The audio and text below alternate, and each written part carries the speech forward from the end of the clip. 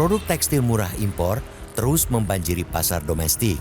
Angka impor tekstil dan produk tekstil asal China cenderung naik dari tahun ke tahun. Padahal TPT termasuk kategori produk lartas. Asosiasi Pertekstilan Indonesia mengindikasikan impor produk TPT asal China jauh melebihi yang tercatat. API menemukan ketidaksesuaian antara data impor versi Indonesia dengan data ekspor versi China. Sepanjang Januari hingga Juni tahun ini saja, terdapat selisih hitungan sebesar 560,5 juta dolar Amerika atau setara 8,6 triliun rupiah. Nilai dihitung baru dari 3 jenis produk TPT saja.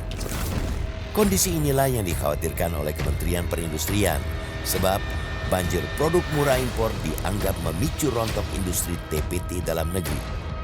Nah, ketika produksi industri dalam negeri tidak bisa bersaing dengan mereka, maka industri kemudian mulai mengurangi produksinya. Bahkan kemudian mulai mem-PHK karyawannya. Ya, dan itulah efek berantai dari Permendak 8 yang dimotori oleh Menko Perekonomian dan Menteri Keuangan. Di Permendak 8 alasan terbitnya karena ada penumpukan kontainer di pelabuhan, dan itu isi kontainernya yang 26.000 katanya itu adalah bahan baku.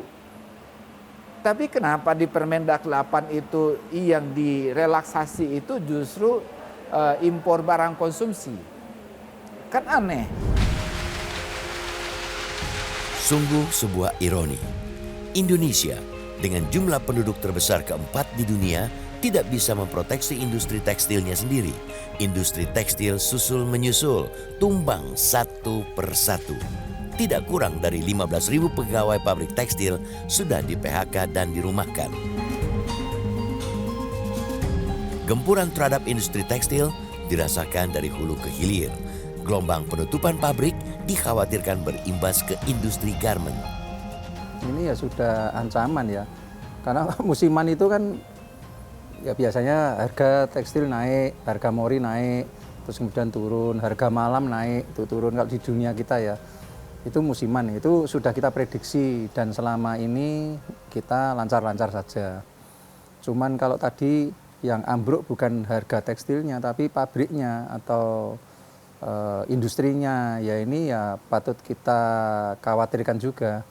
Karena bahan baku mori itu salah satunya ya kemungkinan dari pabrik-pabrik yang tutup itu. Meski meyakini sudah punya pasar tersendiri, tetap saja banyak pengusaha garmen kebat-kebit. Bila tidak ada proteksi khusus dari pemerintah, bisa-bisa posisinya tergilas impor baju bekas. Sumber lain mungkin selain barang-barang impor murah adalah barang thrift gitu. Karena barang thrift ini benar-benar ini lebih gila daripada barang yang impor murah gitu. Karena di setiap event thrifting itu kalau kita lihat orang bisa jual tuh 100.000 dapat 6 potong.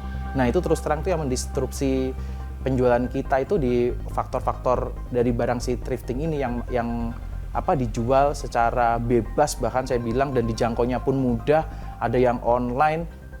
Dan yang paling parah harganya tuh bisa murahnya tuh benar-benar gila-gilaan gitu murahnya. Ya balik lagi sebenarnya produk impor itu juga kalau kita lihat sedihnya ya di Indonesia sekarang kan banyak garmen yang tutup gitu. Itu yang menjadi point of view kita sih sebenarnya, kenapa sih harus produk impor terus gitu. Jadi kan mengurangi pekerja di Indonesia. Apalagi kalau di Indonesia ini kita lihat garmen itu mencakup pekerja nomor 1 sebenarnya.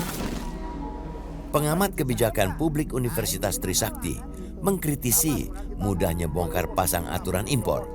Hanya demi menuruti kepentingan segelintir kelompok, aturan ditarik ulur berakibat industri tekstil nasional babak belur. Saya melihat bahwa kebijakan terkait dengan impor ini, barang impor ini lebih banyak kepentingan politiknya. Jadi dan saya menduga ada pihak-pihak tertentu, ya entah itu, ya pokoknya kelompok-kelompok tertentu, entah itu kelompok pengusaha tertentu atau yang mengait dengan birokrasi, kemudian mempengaruhi pembuat kebijakan.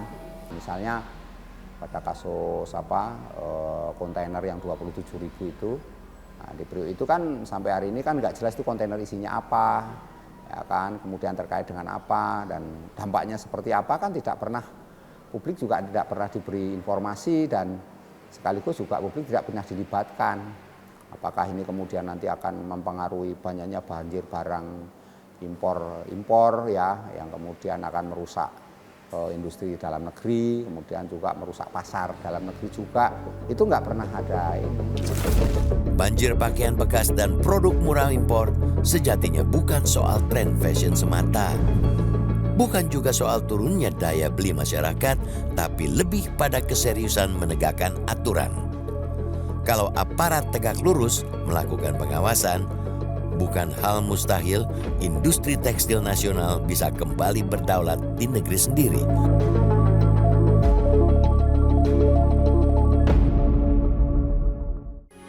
Metro TV. Jelajahi cara baru mendapatkan informasi. Download Metro TV Extend sekarang.